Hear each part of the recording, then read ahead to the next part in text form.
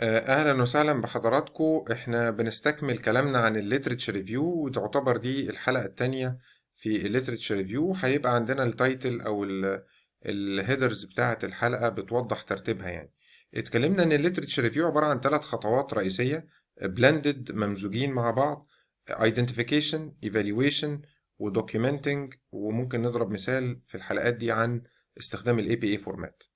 في الايدنتيفيكيشن كنا بنقول الببلشد والانببلشد، وبنقول ان انت محتاج تعرفنا او تشرح لنا المصدر ده ايه. يعني ايه يا جماعه ايدنتيفيكيشن يعني ترجع لمصدر واضح تقول لنا ايه هو، وتعرفنا السورس او المصدر ده جبت منه ايه، وتقول لنا كل التفاصيل عن ده. طيب مثال، ايه السورسز المختلفه؟ السورسز المختلفه ممكن تكون تكست بوك او حتى بوك، academic and professional journals, thesis, conference proceeding, unpublished manuscripts, reports of government and department and corporations, newspapers and the internet. خلي بالك هنا انه المصادر دي مش لازم كلها تبقى scientific، هي هنا خليط من انواع مختلفة: scientific، non scientific، semi scientific، او حتى totally بعيد عن الساينس خالص. زي ايه؟ زي الانترنت. او يعني قصدك ايه بالانترنت؟ ما احنا تعالى بقى نفرق ما بين دول ازاي. يعني ايه هي الكرايتيريا اللي تخليني افرق ما بين المصادر المختلفة عشان اقدر اتعرف استخدم ده في منطقة الليترتشر ريفيو ولا استخدمه اكتر في منطقة البروبلم ديفينيشن؟ لان احنا هنستخدم مصادر متعددة في كل الحالات. طب المصادر المتعددة دي هستخدمها فين؟ الحقيقة كل ما كنت less او non scientific هتستخدمها اكتر في منطقة البروبلم ديفينيشن. كل ما كانت scientific credible highly ranked quality science هتبقى اكتر في منطقة الليترتشر ريفيو.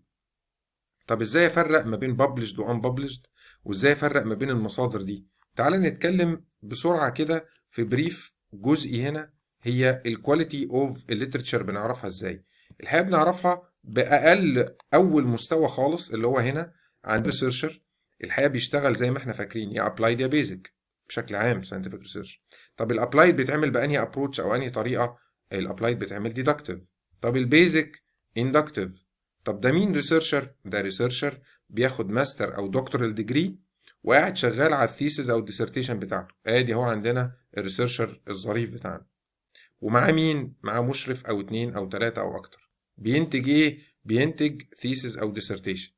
طيب لما يخلص ده كده المنتج العلمي ده، ده اسمه published ولا unpublished؟ لا الحقيقة ده unpublished. يعني ايه unpublished؟ يعني يختلف عن مستوى مراجعة النشر العلمي المعهودة المتفق عليها في الساينس. طب هي ايه؟ احنا هنا اتفقنا ان هنشتغل applied او basic بالديدكتيف او inductive. في باحث، في ريسيرشر، في مشرفين معاه، انتج ده. لو توقفنا عند كده فقط دي اسمها unpublished thesis او dissertation.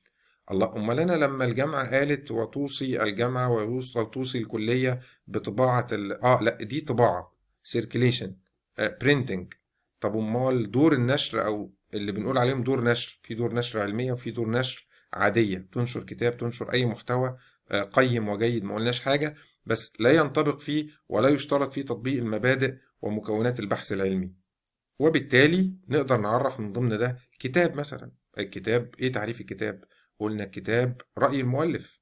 بس المؤلف معاه جوائز علمية ودرجات علمية، كويس. هو هنا في التمبلت او في الستاندرد بتاع الكتاب مش شرط يلتزم بده، انما يقدر يلتزم بشيء من العلمية والمهنية العلمية والمرجعيات العلمية فيقوي ويقوي جدا المنتج بتاعه ككتاب. انما لا يستطيع انه يوظف كل مكونات البحث العلمي في كتاب. طيب ازاي ارتقي للمستوى من unpublished؟ لان انا رسالتي خلصت ماجستير ودكتوراه وطبعوها وحطوها في الكليه، دي كده published؟ لا دي كده unpublished. دي printed واتحطت في مكتبه الكليه، circulated وتوزعت من خلال احد دور النشر. امال ايه اللي يخليها scientifically published؟ المستوى الاعلى ده اللي اسمه peer to peer review. يجي ايه يعني؟ معناه ايه البير تو بير ريفيو ده؟ معناه البير هو المكافئ.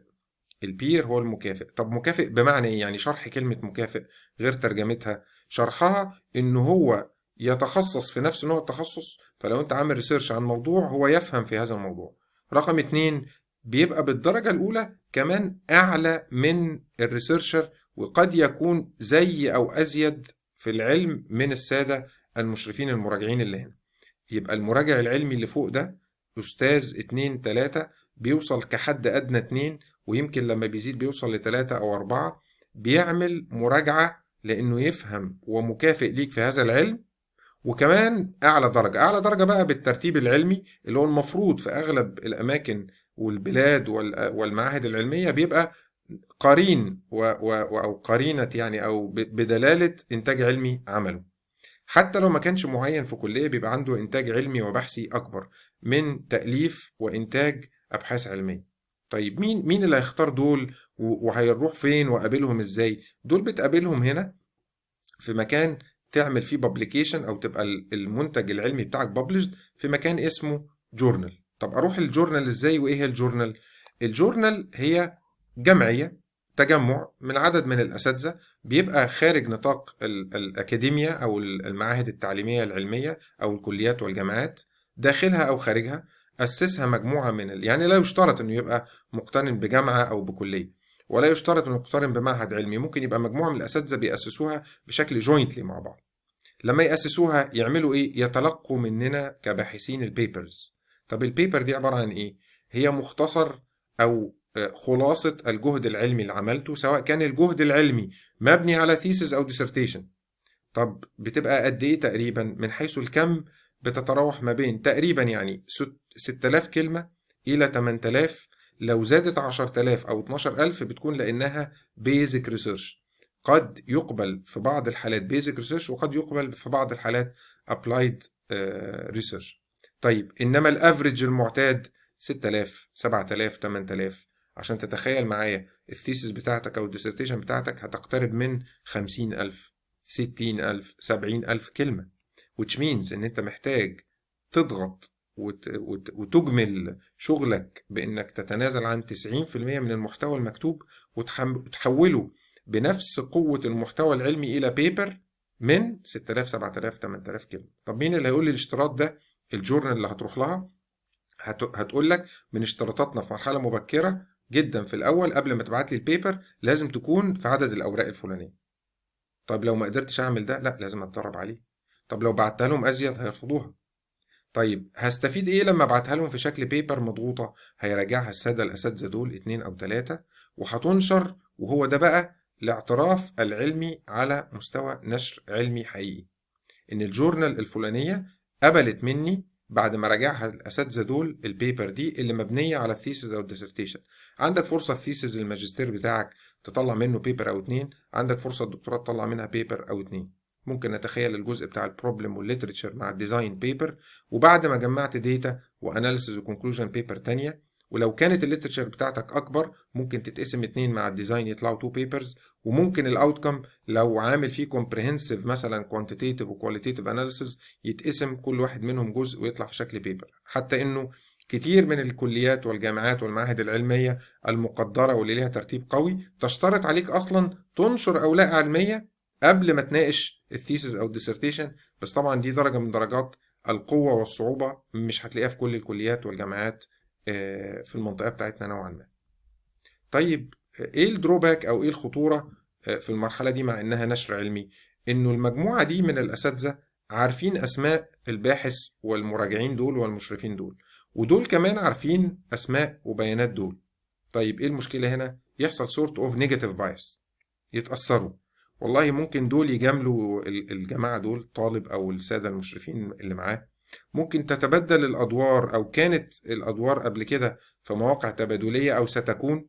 فيعني ده يجامل ده لأنه بعد شوية المشرف اللي هنا هيراجع على الطالب الخاص بالمراجع ده، فهتتبدل المراكز. فممكن يبقى فيها شيء من المجاملة، ممكن يبقى فيها شيء من الحرج.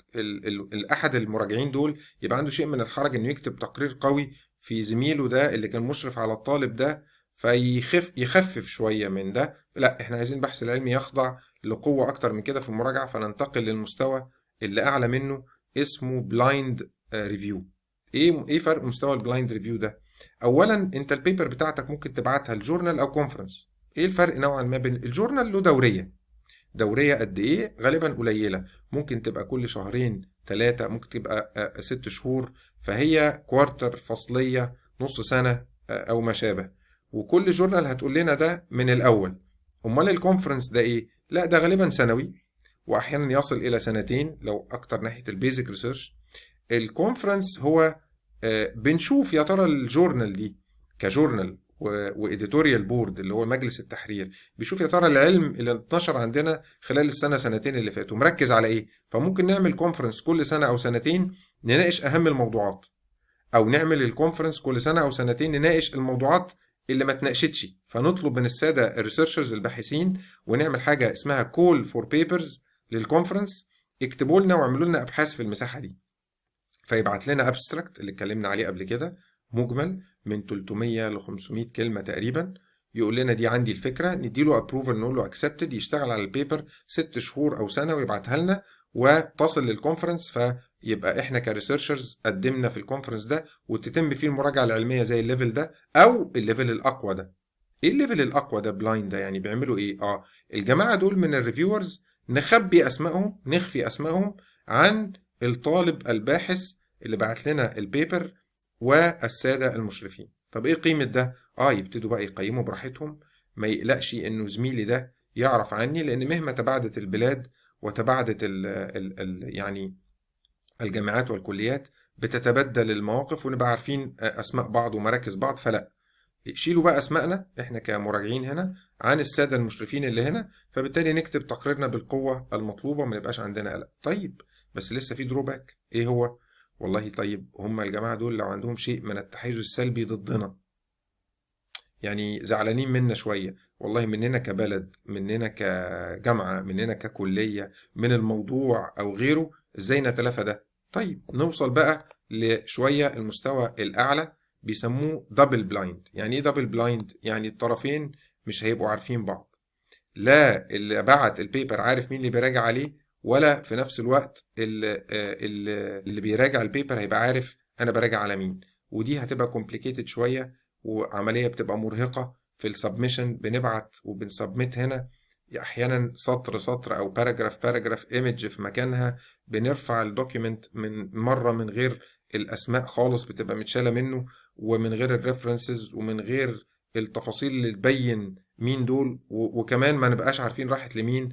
بيدخل فيها طبعا سوفت وير مانجمنت، الويب سايت الخاص بالجورنال دي هيبقى بيدير ده، عنده بول من عدد من اسماء وداتابيز من اسماء الساده المراجعين، ويبدل ويبعت لده وهكذا. بس انت هنا ضمان نزاهه وحياديه قدر المستطاع ان الطرفين مش عارفين بعض، وبالتالي لو اتنشرت هيبقى اتنشرت في شيء من الجورنال والكونفرنس، من الحياديه الشديده.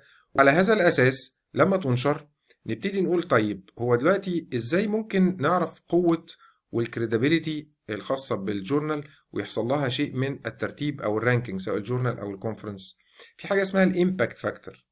هو دلوقتي الكواليتي ساينس ده أولا، هل لازم لما أعمل الثيسز أو الديسرتيشن بتاعتي أروح مباشرة لخطوة 2 وبعدين خطوة 3 أو أمشي بالترتيب؟ لا، ممكن مباشرة تطلع لأصعب حاجة، بس طبعا هيبقى صعب، يعني بردن، يعني بارير كبير تعمله أول مرة. طب قدها وتقدر فاين، لان خلي بالك احنا مش بنقدر نسبمت لاكتر من جورنال في نفس الوقت. انت بتسبمت وبتبعت البيبر بتاعتك لجورنال وتنتظر وافقت ولا رفضت. رفضت، او يعني خلينا نبدا بوافقت، خلاص خير، الف مبروك accepted. رفضت، تاخدها وتروح الجورنال اللي بعده. طب ما ينفعش ابعت للاتنين؟ لا، لان لو اتنين قبلوا وبذلوا المجهود هيبقى في مشكله انه يبقى accepted هنا او هنا. بالعكس، ده هو هيمضينا على اجريمنت واحنا بنسبمت ان انت ما نشرتش البيبر دي قبل كده، ما بعتهاش لاي جهه كجورنال او كونفرنس تتراجع اثناء ما انت بتبعتها لي. طب هل ده فيه تكلفه؟ في تكلفه. الساده المراجعين دول ممكن ياخد مبالغ طبعا بتبقى بسيطه جدا، انما بالتبعيه في تكاليف مراجعات، في تكاليف لاداره الويب سايتس، في تكاليف للعمليه كلها اداريا وتحريريا. وبالتالي ممكن تلاقي عندك ارقام $300، 700 يورو، 1000، 2، 3. يا ايه الارقام دي؟ ايوه، لانه بروسيس معقده وطويله ومجهده. طب هل دي فيها مكاسب؟ حتى لو حققت مكاسب، اغلب الجورنالز الحقيقه هي جمعيات اهليه مؤسسه غير ربحيه بتضخ فلوسها تاني في الجورنالز دي. طب انا لما ادفع التكاليف دي هتضمن ان اتراجعت على مستوى عالي قوي. طيب هل هيجي لي عائد؟ ممكن طبعا، لما تتحط في الداتابيز بتاعت الجورنال وكل حد يقرا البيبر دي هيجي لك عائد. هكسب يعني؟ لا مش مكسب، انت كويس قوي حتى لو استرجعت التكلفه يعني. بس هي الفكره انه الكريديبيليتي ان الجهه دي تراجعها. طب هل في فند او في جرانتس لده؟ دي من الفاندز والجرانتس التوبكس اللي تاخد عليها فند. ان انا عندي بيبر قويه هبعتها للمكان ده، لو اتنشرت وطلبوا مني الفلوس واكسبتد هاخد فند عليها او جرانت عليها. وده من الحاجات اللي بتقدم فيها جرانتس وفاندز وفيها بوتنشال قوي جدا طبعا. ده بخلاف ان عندنا فكر جديد نشأ زي فكره الاوبن سورس في السوفت وير، اسمها اوبن اكسس. جورنالز كتير من الكريديبل والقويه المحترمه والمتوسطه والضعيفه فتحت الفكره دي بحيث تبعتها لنا ونراجعها من اعلى مستوى اللي هو الدبل بلايند وتتراجع وكله. بس زي ما انت مش هتدفع فلوس تكاليف ده، البيبر مباشرة تتاح مجانا لكل الناس.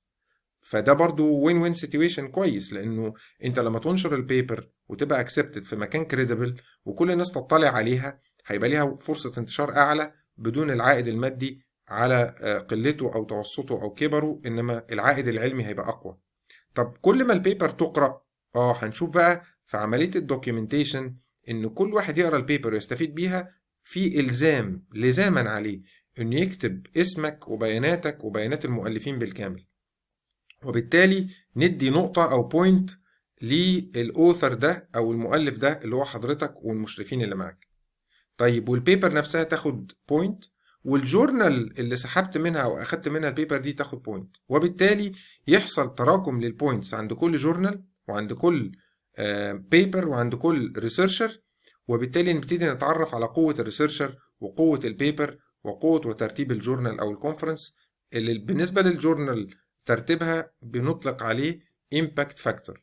في مجالات الساينس هتختلف، في البيزنس مثلا ممكن بيزنس ومانجمنت توصل لامباكت فاكتور 16 18. ممكن في كيمستري او فيزيكال ساينس انجينيرنج او غيره نوصل عند ارقام حاجه و30 40. طب ايه الفرق والعدد ده زياده ليه؟ بعد وعمق وتاريخ الساينس مش اكتر. وبالتالي ممكن مثلا في المجال يطلب مننا لو سمحت اقرا البيبرز من جورنالز في الليترشر ريفيو بتاعتك في رانك بتوين، مثلا نقول مثلا اضرب مثال، مثلا في البيزنس والمانجمنت ما بين يعني 2 الى 4، ما تقلش عن 2 ومش لازم تزود عن 4، ولو زودت يبقى كويس. ممكن نقول في مجال اخر من 10 الى 15، وده هيتقال لنا من الجهه سواء كان واحنا بنكتب الثيسيس ديسرتيشن او بنكتب البيبر بتاعتنا. هنستكمل جزء صغير دلوقتي اللي هو طب على اي اساس افرق انا؟ اتفقنا الاساس اهو. تعالى بقى نشوف هل الحاجات دي بيتحقق فيها ده؟ لا. الانترنت، والله الانترنت لو الجورنال متاحه على الانترنت دي بقت ميديم، انما هي مش الجورنال يعني، مش الجورنال نفسها. امال هي عباره عن ايه؟ لا دي الانترنت نفسها كميديم، زي كده ما الاقي عليها نيوز بيبر. النيوز بيبر دي ساينتفك؟ لا، ده مصدر للاخبار، قد يراعي الحياديه قد يراعي العلميه ولا لا، انما ده مصدر تستخدمه في بروبلم ديفينيشن. الانترنت والله ممكن تلاقي عليها جورنال، ممكن تلاقي عليها حاجات فيك او ديكشنريز مثلا. امال فين هنا الحاجه الاقرب؟ زي ما اتفقنا بيبر، كونفرنس، منيو سكريبت على اعتبار النشر او ممكن تنشر لسه ما اتنشرتش، ثيسز ديسرتيشن. انما الكتاب او تكست بوك، طبعا هو التكست بوك هو اقرب لاقوى شويه من الكتاب، وهو في شكل كانه ليتريتشر ريفيو، يعني بيبقى استاذ كبير او 2 من 3 الاساتذه السكولرز الكبار، وبيخلي كل تشابتر يكتبوا 2 3 او واحد من الاساتذه. وبالتالي اذا كان الكتاب العادي هو رأي مؤلف ويتراوح عدد المراجع فيه ما بين مثلا 1000 إلى 2000، فالتكست بوك هو بيكتبوا رأي مؤلف كبير أو 2 3 من السكولرز كبار، وكل تشابتر فيه أستاذ أو 2 من الأساتذة. فأنت عندك هنا كم من الأساتذة يصل مثلا إلى 20 30 أستاذ مؤلفين الكتاب اللي هو التكست بوك. عفوا. والتكست بوك ده ممكن يبقى المراجع فيه تصل بدل 1000 2000 يبقى المضاعفات، يعني ممكن تبقى 5000 10000، لأنه كتاب مرجعي يعني أقرب لليترشر ريفيو في الموضوع الفلاني. وبالتالي بقت عندنا دلوقتي كرايتيريا نختار ما بين دول. تبتدي تنتبه إن الساينتفك سواء كان جورنال او ثيسز او ديسرتيشن او كونفرنس بروسيدنج، ده اللي تحطه وتستخدمه اكتر وتستفيد بيه اكتر وتقول لنا عنه بقوه في منطقه الليترشر ريفيو. انما اللي هتستخدمه اكتر في منطقه البروبلم ديفينيشن، مصادر للانترنت، نيوز بيبر، ريبورتس، الستيك هولدر اناليسز، ممكن تستخدم كتاب، بوك او تكست بوك. طب لو استخدمت بوك او تكست بوك في منطقه الليترشر ريفيو يبقى الاقليه، يعني الخمسة او ال10%. انما ناحيه البروبلم ديفينيشن اتحرك من الكونتكست بتاعك اكتر، وهكذا. احنا استعرضنا دلوقتي المصادر المختلفه، عرفنا نقارن ما بينها ازاي، وعرفنا نقارن ازاي ما بين الكواليتي اوف ليترشر ريفيو والفرق ما بين الانببلشد والببلشد ساينتفك ريسيرش. الحلقه اللي جايه هنبتدي نتكلم على ازاي تكتب وتعمل دوكيومنتيشن باستخدام ال APA فورمات. شكرا جزيلا لحضرتك.